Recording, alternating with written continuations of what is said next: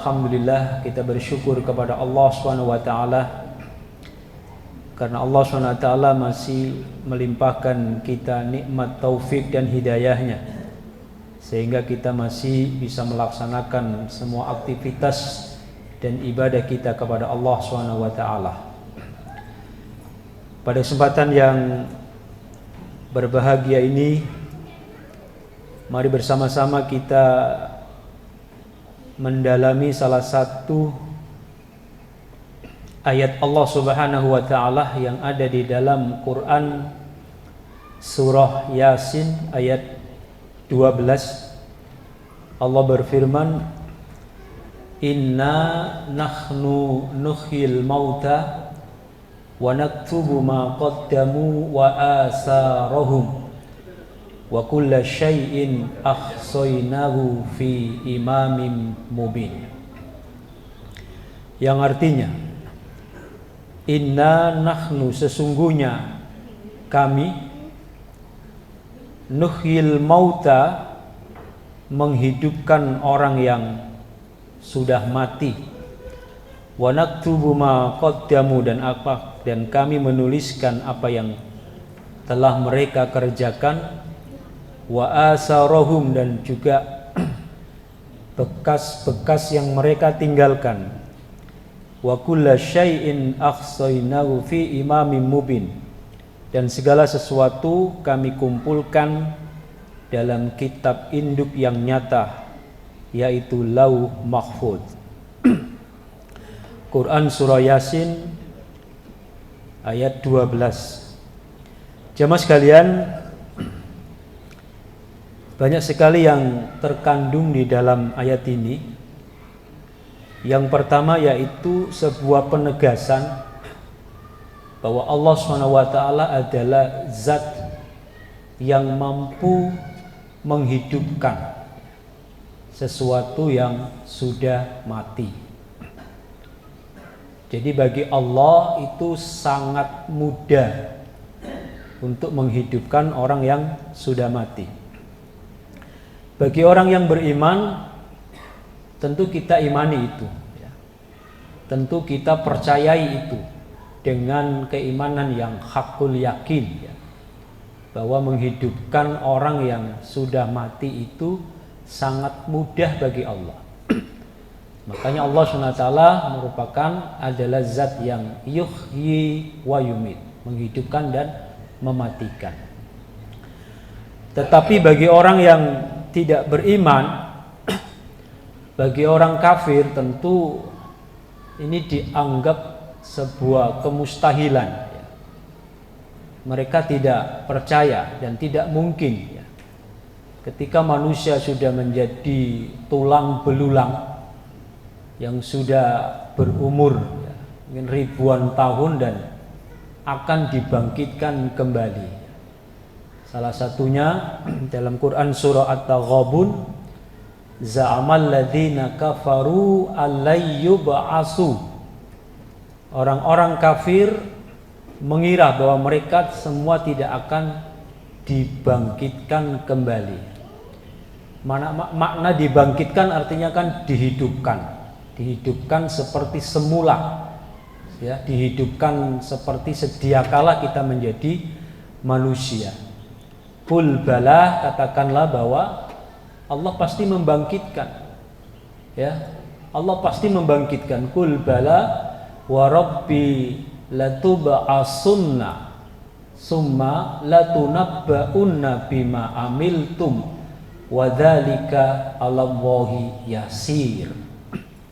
Katakanlah bahwa kami, Allah, pasti menghidupkan mereka dan pasti memberitahukan apa yang telah mereka kerjakan, dan yang demikian itu wa 'alallahi yasir, mudah bagi Allah. Jadi tidak sulit Bapak Ibu sekalian. Allah menghidupkan kembali orang yang sudah ribuan tahun mati dan sudah menjadi tulang belulang. Jadi apa wallahu alam di kuburan itu, tapi bagi Allah itu mudah. Mari kita lihat. Jadi inna nahnu, sesungguhnya kami, nuhyil mauta, menghidupkan orang-orang yang sudah mati. Jadi dalam fakta historis atau dalam fakta sejarah, Allah Subhanahu wa ta'ala sudah pernah menghidupkan orang yang sudah mati. Jadi Allah dalam fakta sejarah sudah pernah menghidupkan orang yang sudah mati. Nah, kita lihat di dalam Al-Quran, surah Al-Baqarah ayat 56. Surah Al-Baqarah ayat 56. Dan ini rata-rata terjadi pada kaum Bani Israel, ya, di zaman Nabi Musa alaihi salam. Karena kita tahu bahwa Bani Israel ini merupakan cerminan kaum yang ingkar kepada Allah, yang sombong kepada Allah, ya, yang tidak pandai bersyukur kepada Allah, yang kaumnya ini suka bertanya hal-hal yang sudah difahami, sehingga pertanyaan mereka menjadikan kesulitan bagi mereka sendiri. Nah, itu cerminan dari kaum Bani Israel. Bahasa kita sekarang itu raja ngeyel lah pokoknya. Ngeyel benar pokoknya. Nah, apa yang terjadi? Kita lihat. Dalam fakta historis, Allah SWT mengabadikan dalam Quran surah Al-Baqarah ayat 56, yaitu sebuah peristiwa yang terjadi. Dalam tafsir ada yang mengatakan ketika Nabi Musa alaihi salam membawa 70 kaum Bani Israel yang dibawa oleh Nabi Musa untuk menuju Bukit Tursina selama 40 malam. Lalu di dalam percapakan mereka mengatakan, wa idh qultum ya Musa lan nu'mina laka hatta narawwaha jahratan fa akhadhatkumus sa'iqatu wa antum tanzurun. Jadi 70 orang kaum Bani Israel ini berkata kepada Nabi Musa alaihissalam, wa idh qultum, dan ingatlah, ya, wa idh qultum, dan ingatlah ketika kalian berkata kepada Nabi Musa alaihissalam, lan nu'mina, kami tidak akan beriman, hatta, sehingga narawwaha, kami bisa melihat Allah jahrotan, dengan kasat mata, bisa melihat Allah dengan mata telanjang mereka itu. Nah, jamaah sekalian, ini adalah permintaan yang betul-betul mustahil. Dan ini juga menjadi bagian dari contoh ketidaksopanan, dan ini juga menjadi contoh kesombongan orang Bani Israel. Mereka tidak mau beriman dengan syarat, mereka mau beriman dengan syarat mereka diberikan kemampuan untuk melihat Allah dengan mata kepala mereka sendiri. Padahal sesungguhnya manusia tidak memiliki kemampuan untuk melihat Allah. Jangankan melihat Allah, melihat ciptaan Allah saja pun kita tidak mampu. Contoh ketika kita melihat secara langsung matahari, Pak. Ya, kalau melihat matahari secara langsung dalam waktu yang lama, itu akan merusak retina mata kita. Dan itu bisa, ya, akan menyebabkan kerusakan mata yang permanen sehingga tidak bisa melihat pada akhirnya. Itu satu contoh. Jangankan melihat Allah secara kasat mata, kita melihat sebagian dari ciptaan Allah saja, manusia itu tidak memiliki kemampuan. Lalu apa yang terjadi? Karena keingkarannya itulah, karena ketidaksopanannya itulah, dan karena kesombongan itulah, dengan mengatakan wa idz qultum ya Musa lan nu'mina laka hatta narawwaha jahratan maka seketika itu Allah menghukum mereka dengan fa'akhadathumus sha'iqatu wa antum tanzurun. Seketika itu Allah menyambar mereka dengan apa? Dengan halilintar. Dan seketika itu mereka semuanya mati. Apa yang terjadi? Ketika mereka semua mati, Nabi Musa bingung. Ini 70 orang mau dibawa, ya kan? Mau diberi wejangan, mau didakwahi, tiba-tiba mati. Apa kata kaum yang lain nanti ketika dia pulang?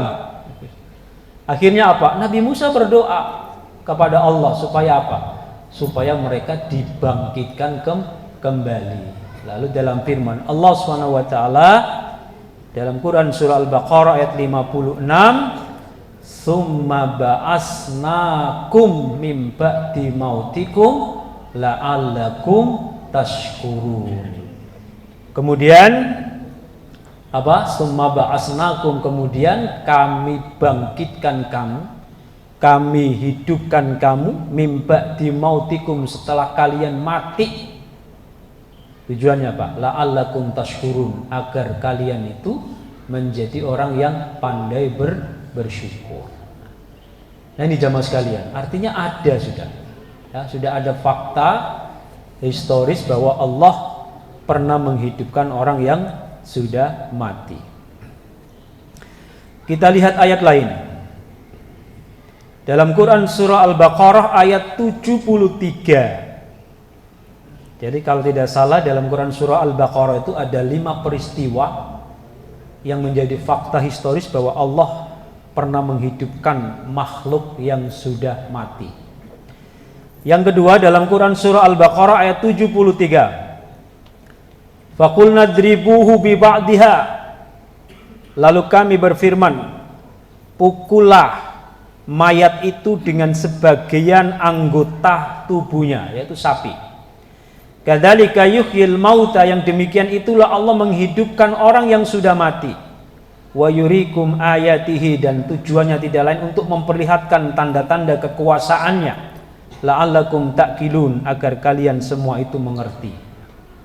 Ini lagi-lagi terjadi kepada kaum Bani Israel.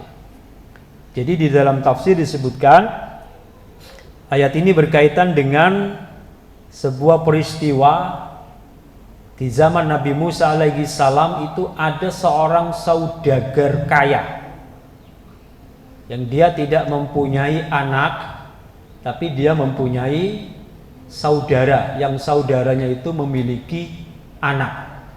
Jadi saudagar kaya ini memiliki banyak keponakan.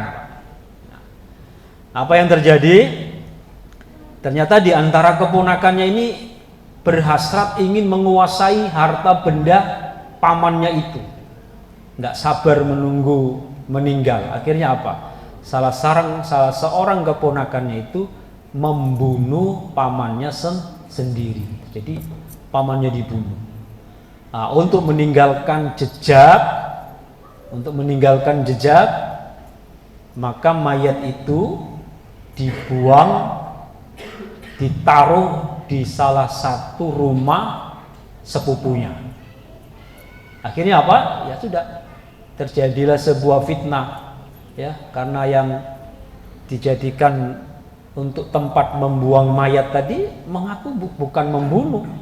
Ya, artinya masing-masing, karena yang tidak membunuh ya jelas tetap pada pendiriannya dia bukan membunuh sebagainya. Akhirnya terjadilah sebuah fitnah. Ya, siapa yang membunuh saudagar kaya itu? Akhirnya apa? Lalu Bani Israel ini pun meminta kepada Nabi Musa supaya apa? Supaya diberikan apa? Supaya ditanyakan. Nabi Musa disuruh minta pertolongan kepada Tuhannya. Wahai Musa, mintalah pertolongan kepada Tuhanmu. Nah, ini lagi-lagi sombongnya itu. Padahal Allah SWT juga Tuhan mereka. Tapi karena keingkaran dan kesombongannya, mereka meminta kepada Nabi Musa, wahai Musa, mintalah pertolongan kepada Tuhanmu.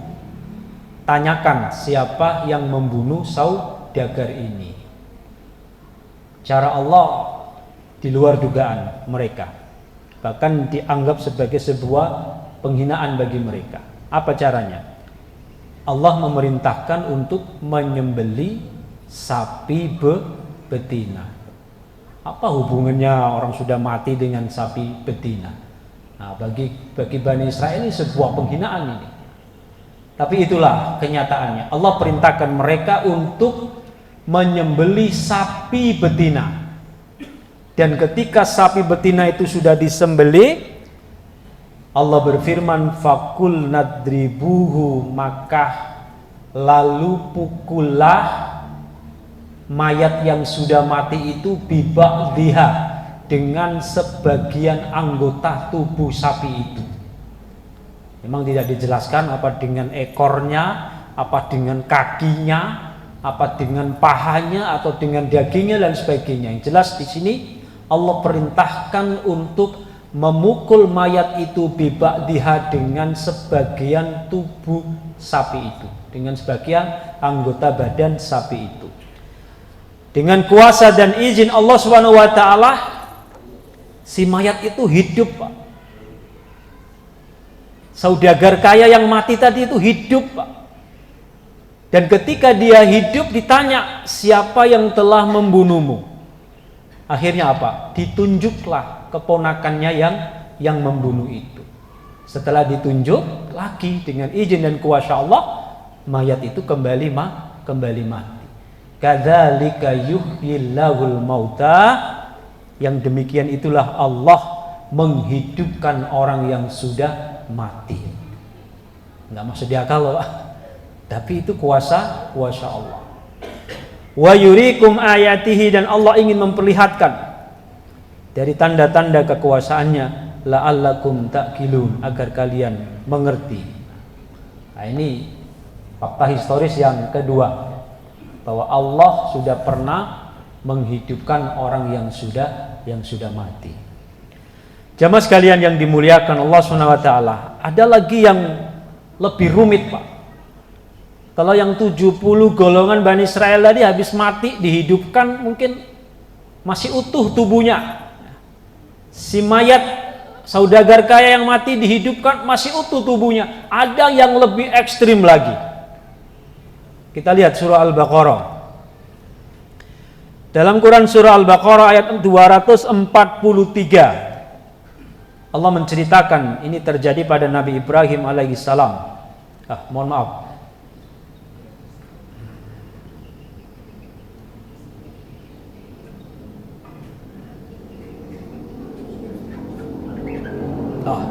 Quran surah Al-Baqarah 260 ya. Quran surah Al-Baqarah 260. Allah berfirman, wa idz qala Ibrahimu, dan ingatlah ketika Nabi Ibrahim meminta kepada Allah. Apa permintaannya? Rabbi arini kaifa tuhyil mauta, ya Allah, beritahu kami bagaimana caranya engkau menghidupkan sesuatu yang sudah mati. Qala awalam tu'min, tidakkah engkau beriman wahai Ibrahim?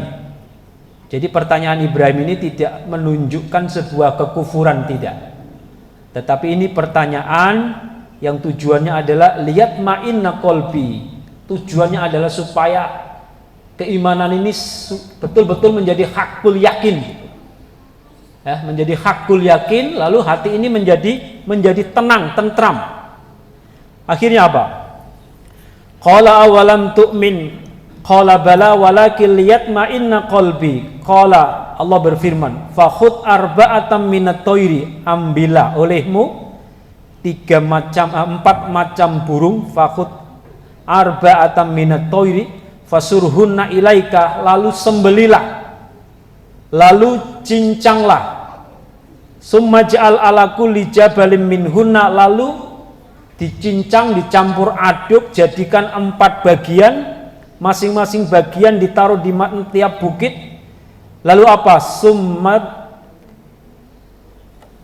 Summad uhunna, lalu panggilah, yakti nakasa, ya maka niscaya 4 macam burung itu akan mendatangimu, Wa'lam annallaha azizun hakim. Ketahuilah bahwa sesungguhnya Allah adalah zat yang maha perkasa lagi maha bijaksana. Dalam tafsir Ibnu Katsir dijelaskan bahwa Nabi Ibrahim itu memegang kepala 4 burung itu, Pak.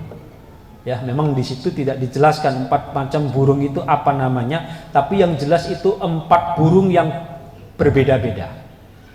Disembelih, dicincang, dicampur baur. Oh, ini sulit lagi, Pak. Secara logika kan sulit itu, Pak. Dicampur baur, dagingnya, darahnya, bulunya. Akhirnya apa? Bagi 4 bagian, 1 bagian taruh bukit. Jadi ditaruh di 4 bukit. Lalu Allah perintahkan summad'uhunna, lalu panggillah itu semua. Ya'tinaka sa'ya, maka niscaya 4 macam burung itu akan mendatangi kepalanya masing-masing. Jadi di situ dikatakan darah, bulu dan sebagainya semuanya berterbangan dan tidak ada yang salah, tidak ada yang tertukar. Wa'lam annallaha azizun hakim. Ketahuilah bahwa Allah SWT adalah zat yang maha perkasa lagi maha bijaksana. Jamaah sekalian, ini lebih rumit, lebih ekstrim. Kalau dilogikakan tidak masuk akal, ya Pak ya, sulit sekali itu. Tapi bagi Allah SWT itu sangat mudah. Sebagaimana Allah SWT berfirman bahwa menciptakan atau menghidupkan sesuatu yang sudah mati bagi Allah itu lebih mudah, Pak, dibandingkan dengan penciptaan awal. Logikanya Allah menciptakan sesuatu yang awal saja mampu, apalagi menghidupkan yang sudah ada. Maksudnya begini, Allah ketika menciptakan manusia itu belum ada gambarannya, Pak. Itu lebih sulit dibandingkan dengan menghidupkan yang sudah mati. Karena memang kebiasaan kita saja mencontoh itu lebih mudah, Pak, daripada inovasi kan gitu. Orang yang inovasi itu lebih susah. Artinya menciptakan sesuatu yang belum ada sebelumnya. Itu kan lebih sulit, lebih rumit, Pak. Perlu apa? Perlu ide, perlu gagasan, perlu pemikiran, perlu apa? Harus punya inspirasi baru menjadi sebuah penemuan. Nah, beda dengan orang yang mencontoh yang sudah ada, itu lebih mudah. Nah, seperti itu. Nah, makanya Allah SWT berfirman, wa walladzi yabda'ul khalqa tsumma yu'iduhu wa huwa ahwanu alaihi. Dialah yang menciptakan manusia dari permulaan, kemudian mengembalikan atau menghidupkannya lagi, dan menghidupkannya kembali itu mudah bagi Allah, mudah bagi Allah. Jamaah sekalian yang dimuliakan Allah Subhanahu wa taala. Jadi itulah cukup 3 fakta historis yang diabadikan oleh Allah dalam Al-Qur'an, bahwa Allah SWT sudah pernah menghidupkan yang sudah mati lalu dibangkitkan kembali. Itu fakta historis. Ada fakta yang bisa kita lihat, dan kita perhatikan saat ini, dan itu akan menjadi sebuah gambaran bahwa Allah itu memang zat yang maha menghidupkan sesuatu yang sudah mati. Contohnya apa? Dalam Quran surah Fussilat ayat 39 Allah berfirman, wa min ayatihi, dan diantara tanda-tanda kekuasaannya adalah annaka taral ardha khasyiatan, engkau lihat bumi, tanah yang gersang dan tandus dan pecah-pecah. Fa idza anzalnahu 'alaihal ma', lalu ketika aku turunkan hujan atau air di atasnya, apa yang terjadi? Ihtazzat warobat, maka niscaya tanah yang dulunya tandus itu akan bergerak dan menjadi subur. Innalladzi ahyaha, sesungguhnya yang menjadikan tanah itu kembali menjadi subur tidak lain adalah la muhyil mauta, zat yang bisa menghidupkan kembali yang sudah mati. Siapa itu? Tentu Allah Subhanahu wa taala. Innahu ala kulli syai'in qadir, sesungguhnya Allah adalah zat yang maha kuasa atas segala sesuatu. Itu bukti al-hissi, bukti yang bisa kita cermati, kita lihat, kita perhatikan kejadian itu. Kita lihat tanah yang gersang, yang tandus dan sebagainya. Ketika turun hujan, yang dulunya pecah-pecah akan menjadi subur, bergerak, sehingga bisa ditanami dengan karakteristik tanaman yang memang cocok di tanah itu. Nah, ini pelajaran yang sangat berharga, sebuah isyarat bahwa Allah SWT memiliki kemampuan dan kekuasaan untuk menghidupkan yang sudah mati. Dalam Quran surah Yasin ayat 12 tadi, inna nahnu nuhyil mauta, ini juga mengandung isyarat bahwa sesungguhnya Allah juga mampu menghidupkan hati orang yang sudah mati. Hati siapa itu? Hati orang kafir. Hati orang kafir itu hatinya mati. Maka Allah mampu memberikan hidayah bagi mereka. Dengan apa? Dengan hidayahnya. Lalu ada orang yang dulunya kafir, lalu dia bisa menjadi orang yang mu'allaf, orang yang menerima hidayah, lalu dia masuk Islam. Allah mampu itu, Pak. Allah mampu. Allah mampu menghidupkan hati orang yang sudah mati dengan diberikan hidayah dan diberikan petunjuk, lalu orang itu bisa hatinya kembali hidup, lalu menerima agama Islam. Nah, ini juga isyarat yang terkandung di dalam Quran surah Yasin ayat 12 itu. Makanya dalam ayat 11 sebelumnya itu innama tunziru man ittaba'a dzikra wa khasyiyar rahmana bil ghaib fabashshirhu bimaghfirati wa ajrin karim. Sesungguhnya kamu hanyalah memberi peringatan kepada orang yang mau mengikuti peringatan dan yang takut kepada Rabb yang Maha Pemurah walaupun dia tidak melihatnya. Maka berilah dia kabar gembira dengan ampunan dan pahala yang mulia. Nah, ini menunjukkan bahwa tugas kita hanya memberikan peringatan saja, tapi Allah lah yang mampu mengubah dan menjadikan hati seseorang itu menerima sebuah peringatan itu. Jamaah sekalian yang dimuliakan Allah SWT. Lalu lanjutannya Quran surah Yasin ayat 12 tadi, inna nahnu, sesungguhnya kami menghidupkan, nuhyil mauta, menghidupkan yang sudah mati, wa naktubu ma qaddamu, dan kami menulis, wa naktubu ma qaddamu, dan kami menulis, Pak. Jadi ini ada sebuah peringatan bahwa apa sih tujuannya Allah itu menghidupkan kembali orang yang sudah mati.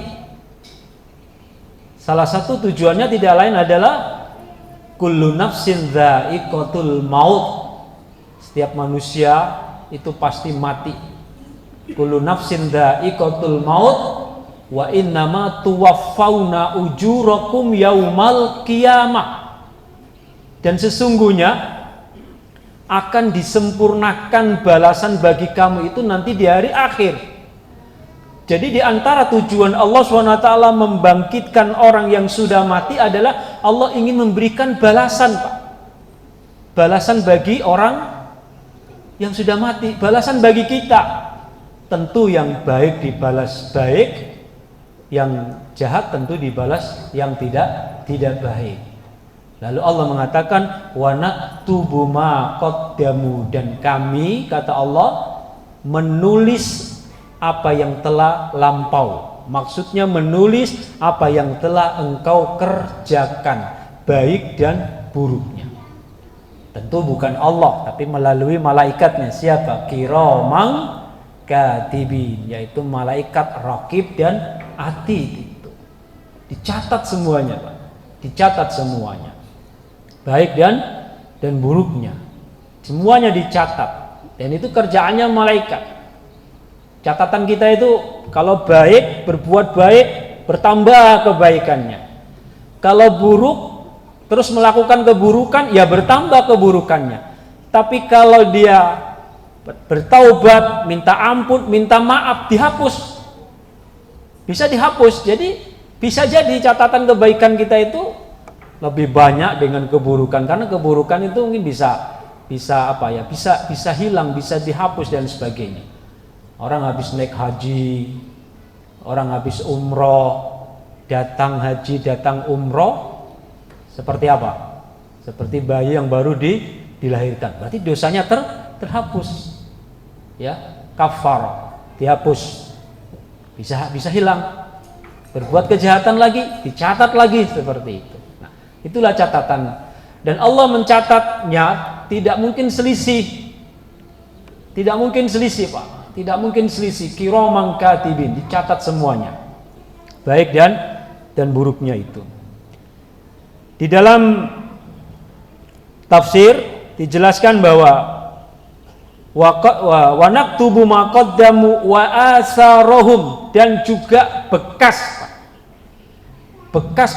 jejak peninggalan kita itu semuanya dicatat. Dalam tafsir ada dua pendapat. Yang pertama adalah amal soleh, perbuatan kita. Yang jelas adalah amal perbuatan kita, semuanya dicatat. Yang kedua, pendapat yang kedua, wa asarohum, jejak adalah ya jejak apa yang kita tinggalkan. Dari rumah pian menuju masjid ini berapa langkah jejak yang pian langkahi. Nah, pastinya pian kadang menghitung, Pak. Tapi itu, Pak, dicatat, Pak.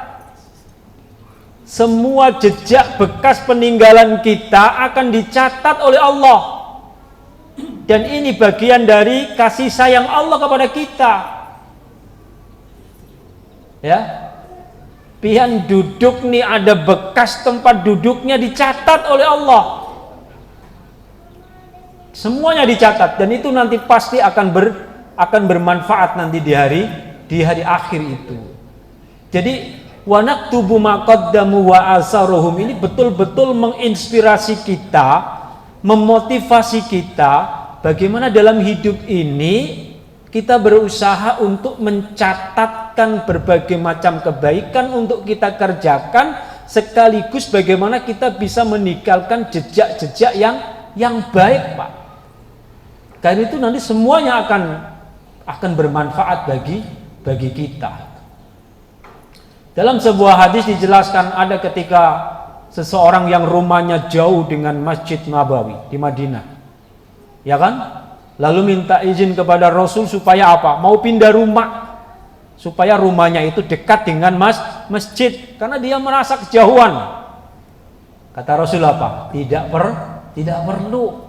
Karena apa? Karena setiap jejak langkah kita menuju masjid itu akan dicatat oleh Allah dengan berbagai kebaikan.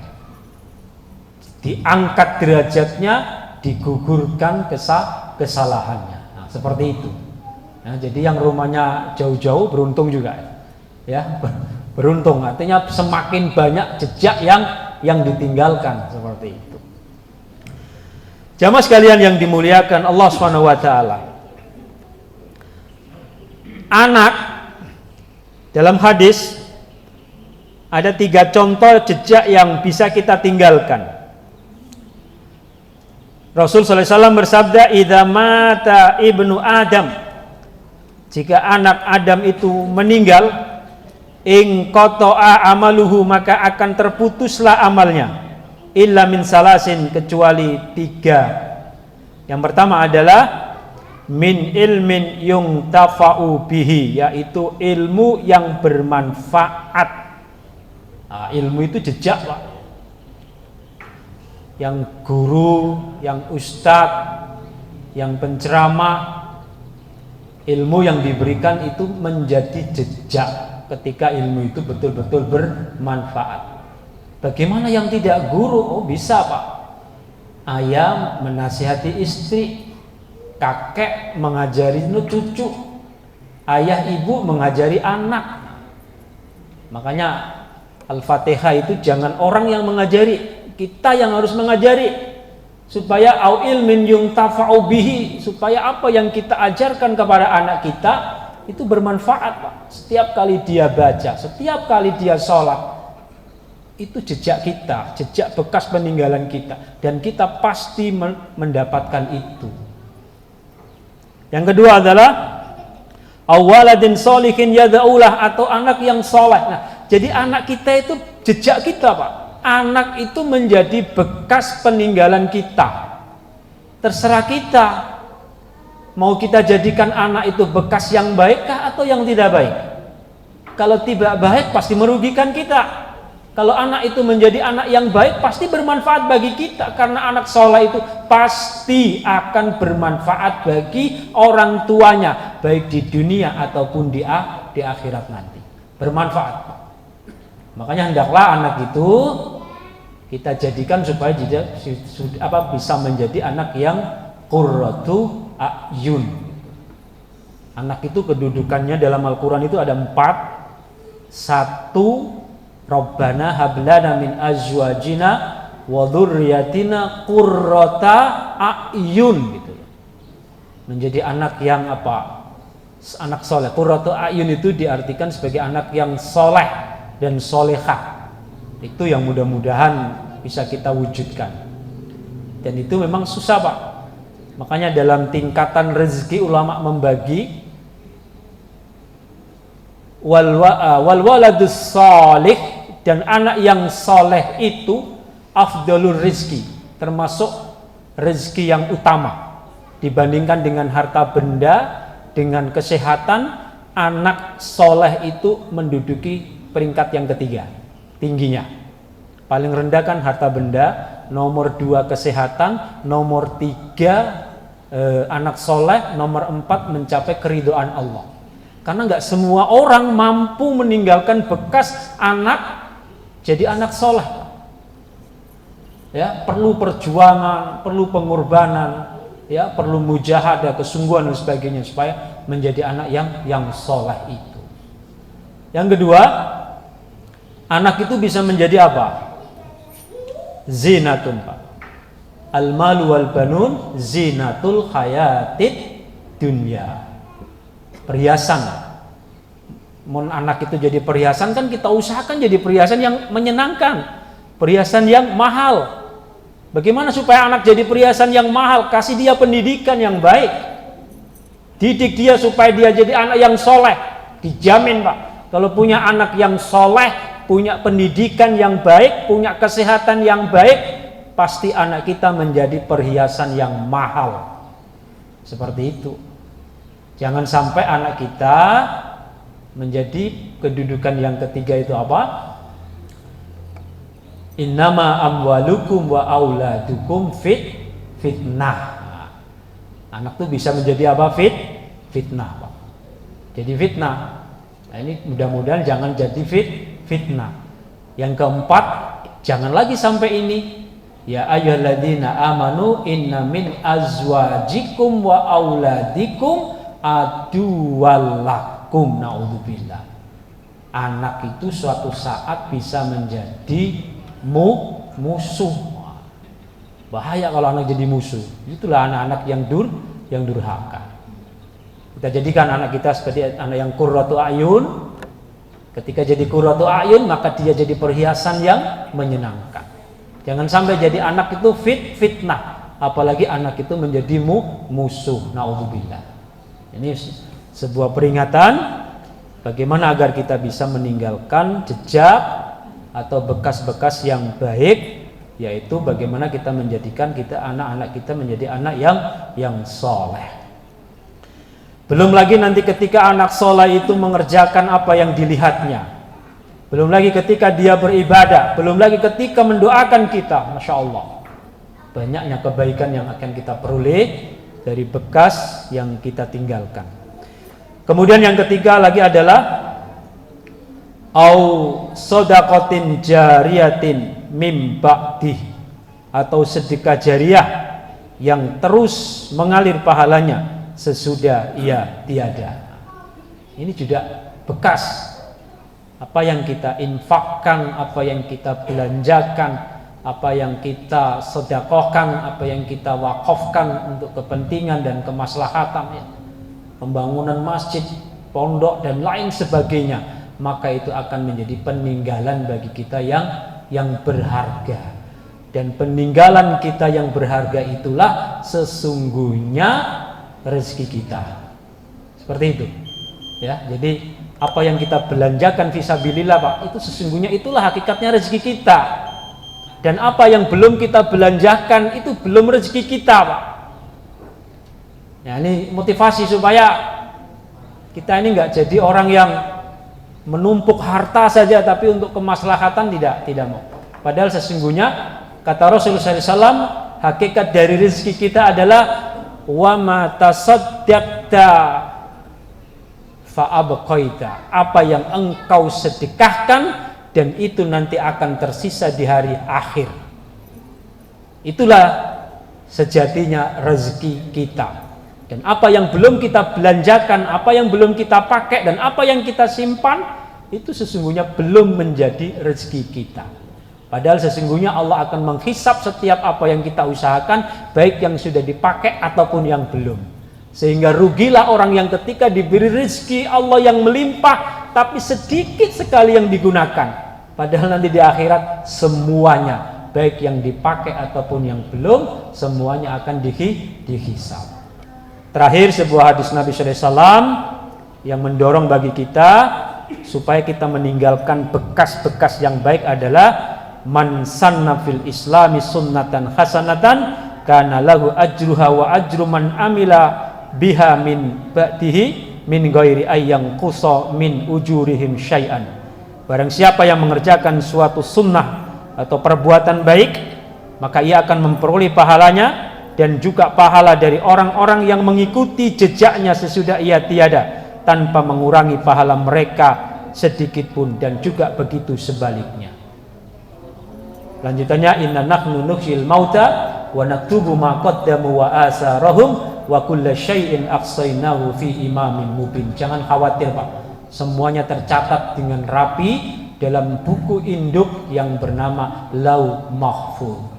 Bapak Ibu sekalian yang ulun muliakan, itulah pelajaran penting dari firman Allah Quran surah Yasin ayat 12 yang sesungguhnya menginspirasi kita dan memotivasi kita bagaimana agar kita gemar dan semangat untuk melakukan kebaikan sekaligus meninggalkan bekas-bekas yang baik yang akan bermanfaat bagi kita. Wallahu a'lam bishawab. Terima kasih atas perhatiannya. Mohon maaf atas segala kekurangannya.